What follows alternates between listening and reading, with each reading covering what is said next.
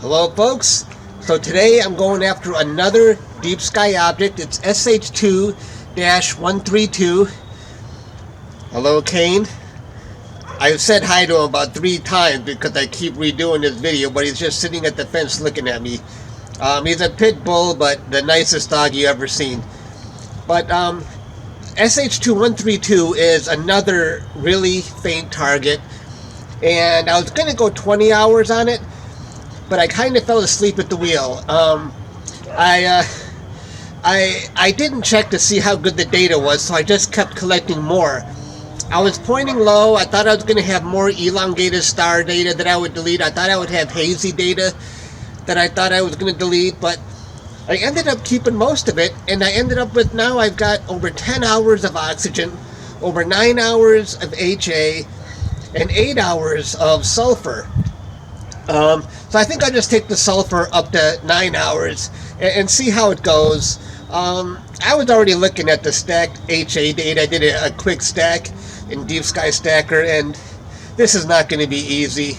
The star field is so thick I can barely see the nebula. But you know what, it's like I feel like I'm running out of bright targets. I keep picking these challenging ones, and it's definitely not going to be easy to do. But we'll see how it goes. It's on my wide field scope tonight, so, and it's going to be clear all night. That's why I have both rigs out. So anyway, that's all I got to share for now. There's bugs everywhere. I'll see you later.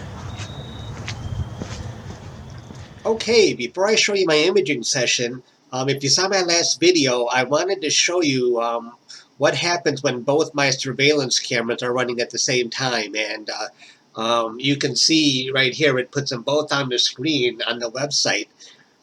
And right now, I actually have one camera trained on my Halloween pumpkin. And that's because every year, every time we put, it's still 4 days before Halloween, but every time we put out a pumpkin, something comes and chews on the face. I'm just curious, what is it? A squirrel or a rabbit or a skunk, a raccoon? I just want to see who's doing this, because it's like clockwork every single year. And they don't even like the pumpkin. They leave the little pieces on the porch, so I can tell they chew on it, they taste it, and then they leave. Same story every year. I just thought that was funny. But anyway, here's my 2 rigs right now. I got one going that way and one going that way, and this is the one I'm imaging on the wide field EQ6R mount right now. Now let me see if there's any recorded activity on the surveillance. There probably won't be anything yet. Oh, what's this one? I think this is me just, okay, I just did my polar alignment. Now I'm going back in the house. All right. Anyway, let's go to my imaging session now.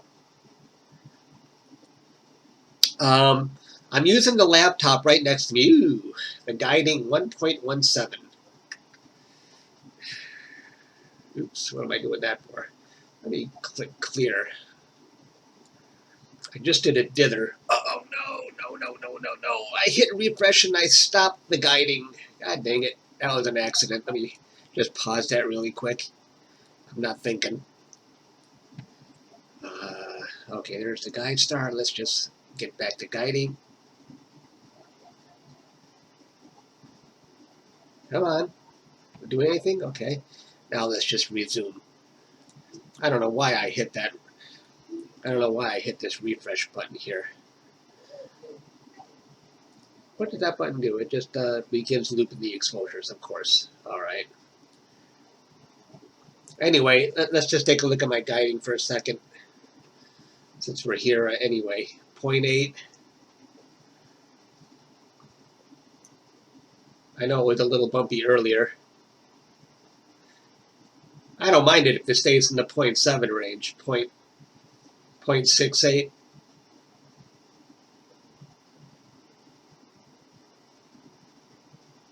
Yeah, whatever. 0.65. If it stays there, I can live with it. But I'm sure it'll probably hit some bumps along the way. All right. So anyway, let's look at my Sequence Generator Pro here. And you can see, I think I mentioned haze in the intro on some of the earlier data, but look at my star count, just went way up. So, and my focus is down pretty low at 1.82. So I think tonight is looking pretty good right now. And when I was doing PoleMaster, I could see that the sky looked pretty good. And I'm doing oxygen, or I'm doing sulfur. I'm going to finish up sulfur in a little while. I don't even know what I'm going to capture next. I got to find an object. I mean, I already have 2 other narrowband targets that I'm doing right now. I'm still on a narrowband kick, but I do want to get back to broadband, by the way, because I want to capture the Andromeda Galaxy and the Triangulum Galaxy before they're gone. And I think I have a lot of time to do that. But right now, I am in the middle of 3 different projects. But the problem is the other 2 I'm working on don't start until the middle of the night. So, and this one is going to be, I'm going to be finished with this one pretty soon. So I got to find a target fast. Let me show you. Let's just, well, I always do unity gain on sulfur and oxygen, 139 and 21. And a lot of people still ask me, they tell me that they can't update the offset, that it's grayed out for them when they try to update it in the event setting. And that's because you're probably using the, I just had some peanuts. I'm licking my lips. But it's because if you can't update it and it's grayed out, it's because you're using the ASI ASCON driver. But if you use the ZWO native driver, you'll be able to update both the gain and the offset in the event setting. So that really does come in handy. And let's take a look at one sub. Oh, I knew it was going to flash me back to PhD2 when I closed that box. Guiding is still hanging at 0.88. That's okay. That's fine. I know we're not going to see data, of course, but we will see a satellite or a plane, of course. Let's take a closer look. That's not too bad. I can live with these stars. At least in the center, I already told you I have field rotation. I don't even want to look at that right now. I still didn't fix the spacing. I'm 1 millimeter off. I think I showed that in my last video, but it bugs me when I look at that. I'm not going to worry about that now. But I wanted to show you, I think I mentioned in the earlier, how thick the star field was. And check out HA. This is about 9 hours or so of HA. Holy crap. That is a thick star field. This thing is definitely in the thick of the Milky Way. So it's really going to be a challenge to really bring out this nebula.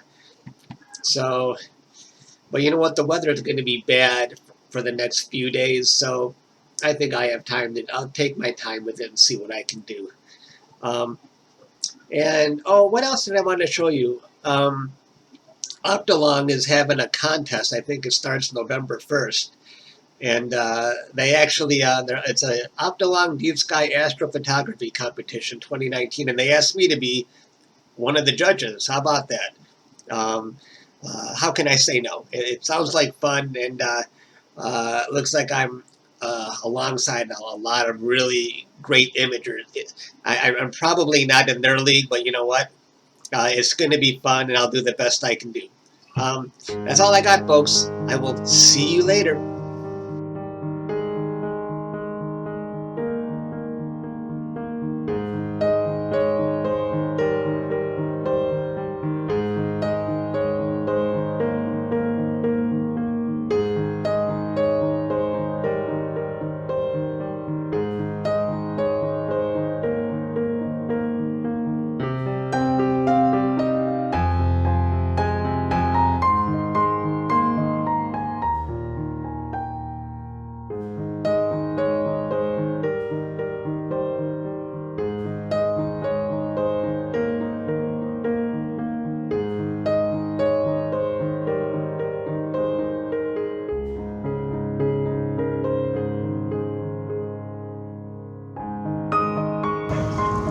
Hello, folks.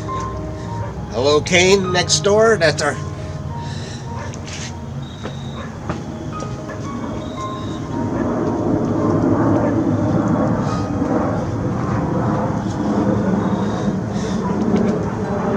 Just in time for a plane. I don't know if you can hear more dogs bark, more